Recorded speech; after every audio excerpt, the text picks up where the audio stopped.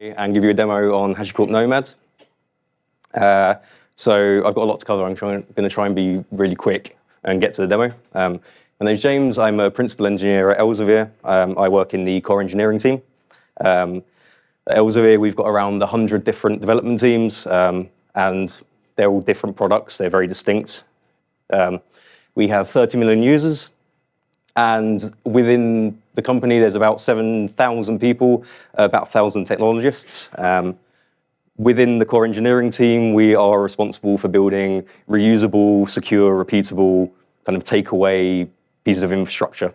So if you've seen any of my talks before, it's about how we use Terraform modules to create repeatable infrastructure. And I'm going to quickly try and dive into what we've been doing with Nomad over the past 2 to 3 months. So to start off, I'll give you a brief overview of our requirements. So before we start any big project, we go through a requirements phase that we meet with our stakeholders, which are development teams, product owners, stuff like that. So it makes sure that we build a solution that's fit for purpose, that can be used by as many people as possible, and just has the right functionality. We don't build something that's brilliant, but unusable. So I'm going to go through the high-level requirements that we have. And the first is probably the most challenging one for us. Every development team must be able to run their own cluster, container cluster. So that's 100 development teams. They must be able to run their own cluster. Quite challenging. Each development team is likely to have 2 to 3 clusters, depending on their environment. So we had to try and figure that into it. It must also fit into our existing framework and methodologies. We operate a take it or leave it policy. So teams can use our stuff. They don't have to use it. So they can use our Terraform modules to create their VPC. If they don't, if they want to use our container cluster, they still have to be able to use that even if they're not using anything else. So a challenge there. And flexible and allow for customization. So what we build is probably not going to suit everyone's needs down to the ground. The largest teams in particular, they're probably going to want to make some customizations to the framework or the platform. So we have to make it so that components can be swapped in and out. We don't have large dependency chains, so if we're using X, that can't rely on having Y and Z. We have to make it very distinct, very clear. Alongside that, there's a huge plethora of technical requirements, APIs, UIs, routing, rack awareness, so on. There was a lot of meetings about it. And so what was the solution? So we did a proof of concept between Kubernetes, Mesos, and Nomad. Surprisingly to some, maybe, Nomad came out on top. Kubernetes came second, a very close second. The limiting factor was its operational complexity. We didn't feel that we wanted to run, well, there was no way to run and support 50, 100 different clusters in our environments. That would have been a bit too difficult. And Mesos came a pretty distant third. Quite disappointing. I don't know if anyone uses Mesos here. It's probably quite telling. But for us, so Nomad and Console, it's the tip of the iceberg. There's a lot more that goes on underneath for us. We use Terraform to deploy all our infrastructure. Everything gets done through Terraform. In the same way, our container cluster is built as a single module. You just run Terraform, it will build all the infrastructure it requires. No changes needed. We use Puppet, somewhat against my liking. We use Puppet to bake our AMIs. We also use Puppet to do bootstrapping of runtime information. So we use it at both stages. We partly bake the AMI just to make bootstrapping a lot quicker. It works for us. We have custom scripts and custom Go daemons. They are just to really make it kind of a production-worthy environment and a setup. We use Bash and Shell mostly for the kind of backup and restore. We have custom Go scripts or daemons that do advanced health monitoring, self-healing of the cluster, and also autoscaling, which is pretty cool. Out of the box, we use Fabio. If anyone's used Fabio, it's a great router, has native support in console. You deploy it, it goes easy. But again, we run that as a job on the cluster. So if you don't run the job, you can use something else. You can use something like Lyft's Envoy. You can use HA proxy with console template. So that's where we get into the kind of swapping out of parts. Jenkins, Elsevier pretty much a Jenkins house. So we have a default kind of example pipeline using Jenkins to deploy the jobs. Again, it's not to say that you have to use that. You can use GoCD, you can use more complex things like Verizon's Nelson. So again, it's a swappable part of our cluster setup. And obviously Docker's there, because why not?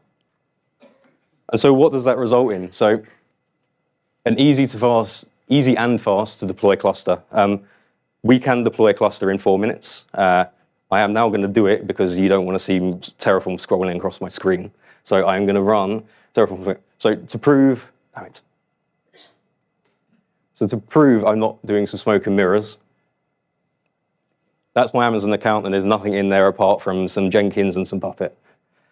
And here I am going to run some Terraform. So that's the plan.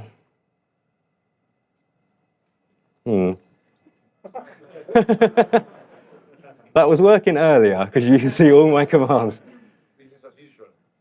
Pretty much. If not, I know where it is.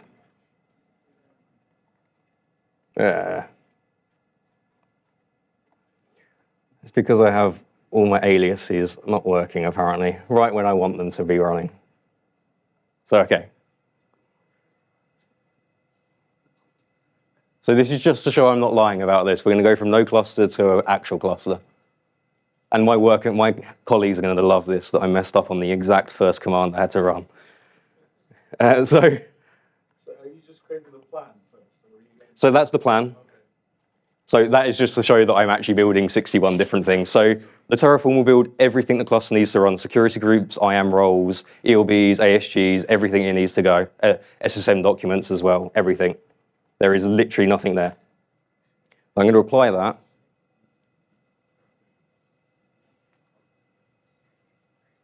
Now it's going to go and spout a load of crap that's going on.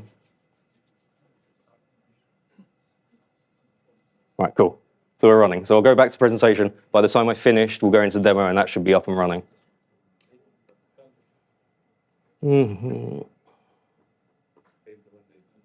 So easy and fast to deploy. I've timed it at 3 minutes 50. So I'm going to deploy now three servers, 2 worker nodes. It scales linearly, so I can deploy hundreds worker nodes in the same time. There's no difference there. Complex functionality is presented really simply. One of the things that we try and do is make it really easy for people to use our tooling. So in this deploy, there is nothing more complex than a Terraform module and a bit of Puppet code. But what you actually get is quite nice. You get the advanced health monitoring and the cluster self-healing from our Go daemons. You also get the autoscaling, which does both cluster autoscaling and job autoscaling. So you can run different environments, you can run closer to the line, you can autoscale all your jobs. That was a big requirement for being production ready. Simple deployment pipeline, as I said, using Jenkins. It's an existing tool, so people don't have to do a lot of work to use it. Zero downtime, rolling upgrades of all the binaries on the cluster. So both the server and the agent nodes, we've got scripts and we use SSM documents to manage upgrading all of them without impacting the cluster at all. Cluster and application alerting is done through PagerDuty.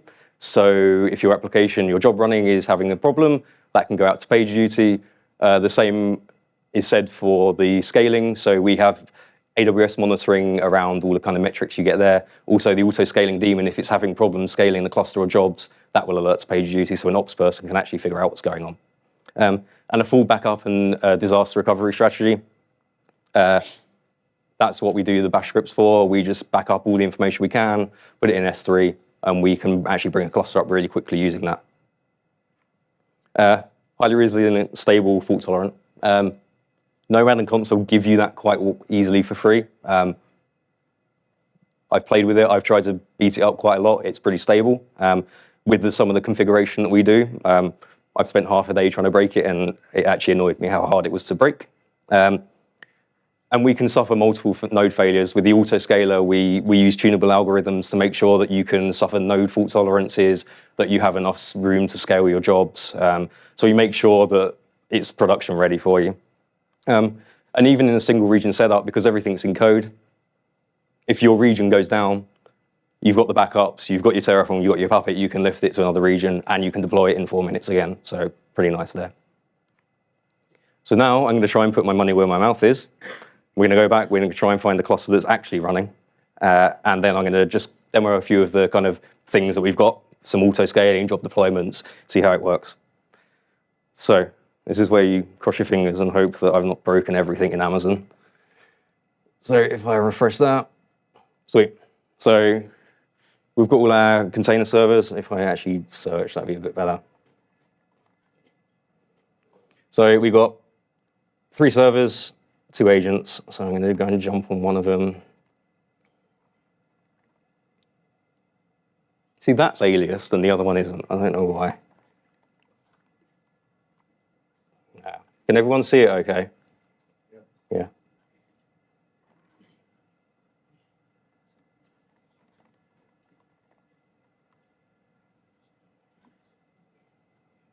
Okay, that's good. So if I do console members, we have 3 servers, 1 client. So maybe the other one's coming up.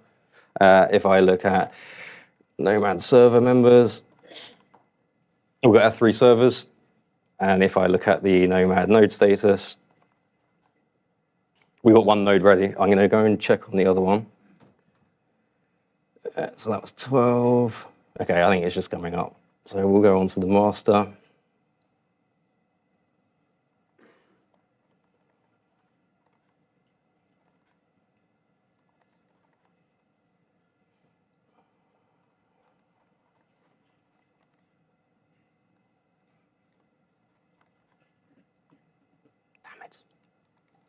I've done this a million times, it never breaks.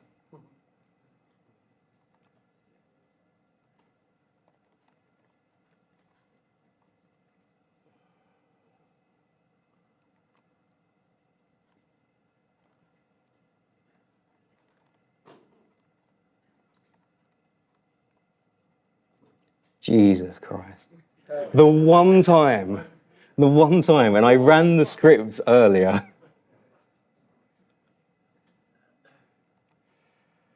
Right, okay.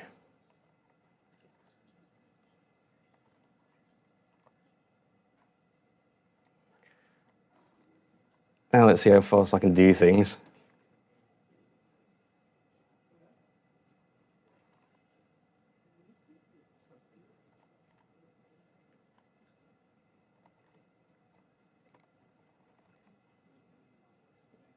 All right, fine. I hate Puppet. I hate it. Who does use Puppet here? Does anyone use Puppet here? Yeah, okay. Who loves Puppet? Actually, that's a good question. No one loves Puppet, fine.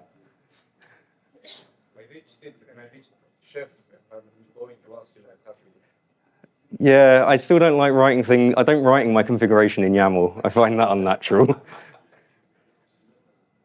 Okay, right, so.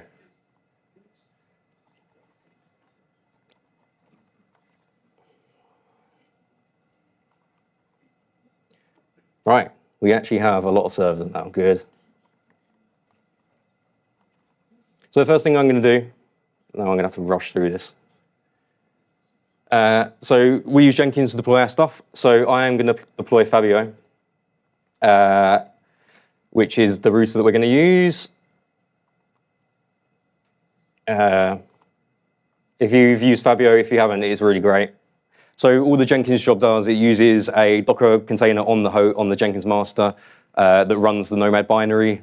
With Nomad, you can use HTTP address flag, and we use that to point to the API of Nomad when we interact with it in that way.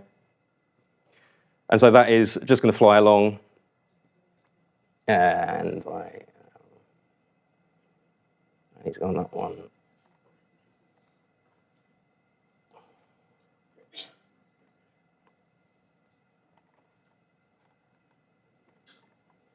And if we look at a Nomad status now, you'll see that Fabio is running. Easy. So we run Fabio as a system job. That means that the scheduler will manage running that on every worker node in the cluster that matches the attributes and it can fit. So if we bring a new node into the cluster, the scheduler will automatically run that on the node. We don't have to do any work. It's really nice how it manages that across. So the next one we're going to do. So now we've got an actual load balancer running. We're going to deploy our CE app. So our CE app is just an example Go binary, just an example web server. It doesn't do anything clever at all. So I'm going to deploy a 1.0 version of it. And so I'm going to deploy 12 of it, which is actually too much for our 2-node cluster. So I'm going to try and invoke some actual cluster scaling. We'll see how quick it gets picked up. If it gets picked up, seeing how this is going, it might not work.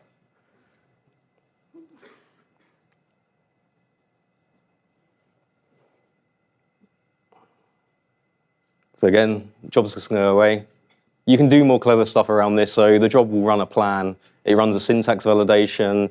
It runs a plan further up. You can actually put like a Boolean check around that so that an operator, before they deploy, they can actually check what they're doing. So we've gone and deployed 12 of that CE app. So if we go back to our cluster,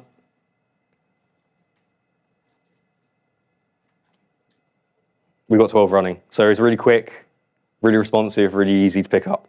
So now if we look at our daemon log. So this is Replicator. This is the auto-scaling daemon that's running. Highly tunable. You can make it bend to your will. And so if you can just see at the bottom, I'll try and bring it up. So what Replicator will do, it will assess the actual allocated resource. We don't care if it's not using that because the scheduler won't be able to schedule any more jobs. So we assess the resource, we assess the jobs running. We want to take into account fault tolerance. We want to take into account that we might want to scale that job. So then Replicator will actually make a decision and say, okay, I need more resource in this cluster. And what it will do, it will actually go out to Amazon and it will say, okay, put another node into that cluster. And so if I go to the Amazon console, How does it know what size is that? so all it does is it increments the ASG count. For example, where you have a job and it requires X amount of compute and say 64 gig of RAM. Yeah. Yeah, so that's the thing. So the schedule at the moment, so this is the 0.0.1 version. It doesn't take into account that. So what it would do, the next run, it's got a cooldown period on it. So you can set the cooldown to nothing, and it evaluates every 10 seconds. So eventually it will catch up. We don't do that at the moment. So if you're going to run a job that needs a huge amount of resources, it's at the moment it's more up to you to go, okay, I know I'm doing this, let me increase the cluster size. We'd like to put that in, but we're trying to get some basic functionality in. So I'm going to check how long I've got. Close. So what we should be seeing now is the new node coming in. So yeah, it does all of that. Let's not wait for that actually, because that would be boring. So I'll show you some job scaling as well. So to configure job scaling, we use console key value pairs. It's just a JSON blob. It works pretty much exactly like Amazon auto scaling, min, max, scale on this CPU percentage, or mem, or scale in on that percentage. So, and as you see, it picks it up dynamically, and it will start scaling the CE app in. Because it's not using resources, it's below the percentage that we put the threshold in.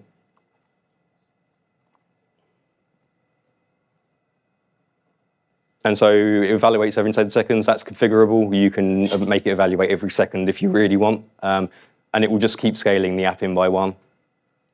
And it will just keep going. And Fabio is the load balancer in front of all of this.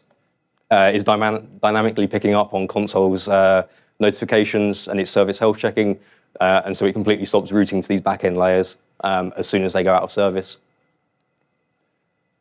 And it will keep going down. Every 10 seconds, we're going to decrement it by one. And if I go to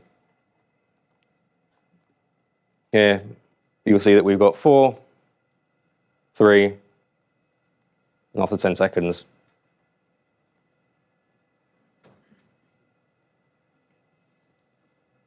go down to 2. So that is enough of me bumbling doing a demo. So that's kind of the quick overview of what we've done. I do this demo to work at people where it usually takes a bit longer. So if you want to hear about any more stuff, come and grab me, have a chat. But that is what we've been doing at the past 2 months at Elsevier. We're going to continue working on that. And thank you for listening.